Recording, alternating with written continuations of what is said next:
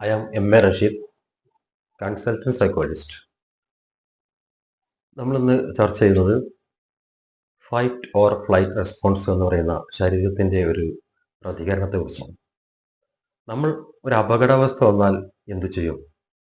ഒന്നുകിൽ നമ്മൾ അതിനെ ചെറുത്ത് തോൽപ്പിക്കും, അല്ലെങ്കിൽ അതിനെ നേരിടും, അല്ലെങ്കിൽ ആ അവസ്ഥയിൽ നമ്മൾ ഓടി രക്ഷപ്പെടും, അല്ലെങ്കിൽ മാറി നിൽക്കും.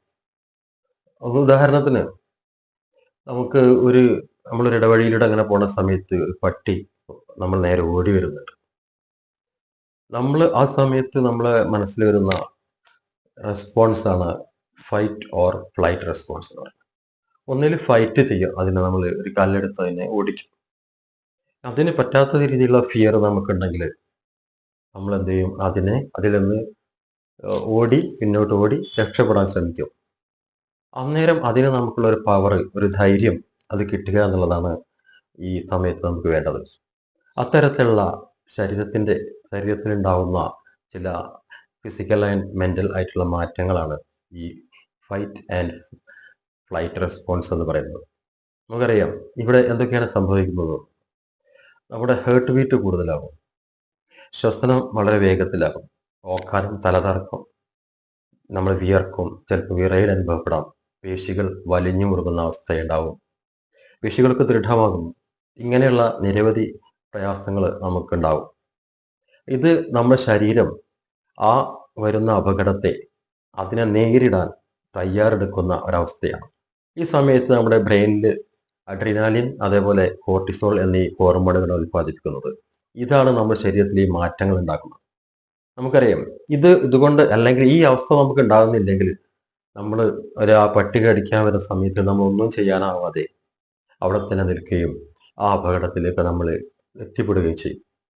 ചിലപ്പോൾ ഇതല്ലാത്ത രീതിയിലും ചില ആളുകൾക്ക് നമ്മുടെ ബ്രെയിനിന്റെ തെറ്റായ ചിന്താഗതികൾ മൂലമോ അത് തെറ്റിദ്ധരിക്കപ്പെടുന്നത് മൂലം അപകടകരമല്ലാത്ത, യഥാർത്ഥത്തിൽ അപകടമില്ലെങ്കിലും ചില രീതിയിൽ നമ്മുടെ മനസ്സിന്റെ ചിന്തയുടെ ഫലമായിട്ട് ഈ അത്തരത്തിലുള്ള അപകട സൂചനകൾ നമ്മളെ ബ്രെയിനിൽ ലഭിക്കുകയും ഈ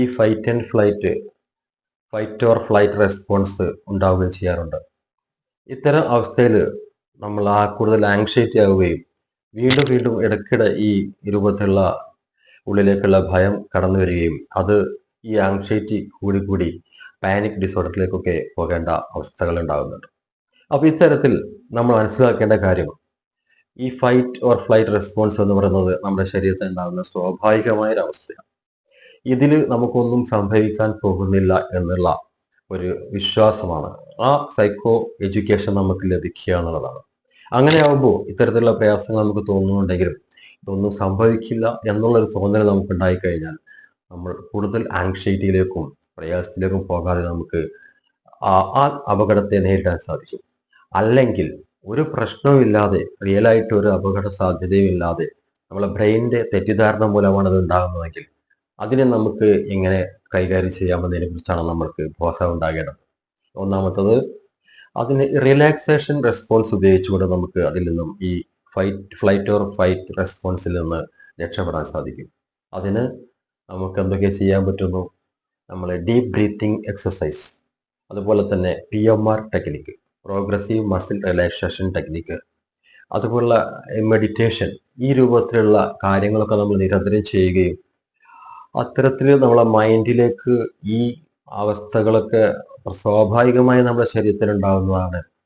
അത് തെറ്റിദ്ധരിച്ചുകൊണ്ട് നമ്മൾ മൈൻഡിനെ ഒരു അവസ്ഥയും ഇവിടെ അപകടാവസ്ഥ ഇല്ല എന്ന് ബോധ്യപ്പെടുത്തി കൊടുക്കാൻ പറ്റുന്ന ഒരു മാനസികാവസ്ഥയിലേക്ക് നമുക്ക് ക്രമേണ കൊണ്ടുവരാൻ സാധിക്കും. ഇതിന് നിങ്ങൾക്ക് സാധിക്കാത്ത ഒരു കണ്ടീഷൻ ഉണ്ടെങ്കിൽ നിങ്ങൾ ഒരു സൈക്കോളജിസ്റ്റിനെ കാണുകയും അദ്ദേഹത്തിന്റെ അടുത്ത് കൗൺസിലിംഗ്, തെറാപ്പി പോലുള്ള ഈ സൈക്കോ എഡ്യൂക്കേഷന് വിധേയമായിക്കൊണ്ട് നമ്മളിൽ മാറ്റങ്ങൾ വരുത്താൻ സാധിക്കണം. അതിന് നമുക്ക് സാധിക്കട്ടെ എന്ന് ആശംസിച്ചുകൊണ്ട് നിർത്തുന്നു. Thank you.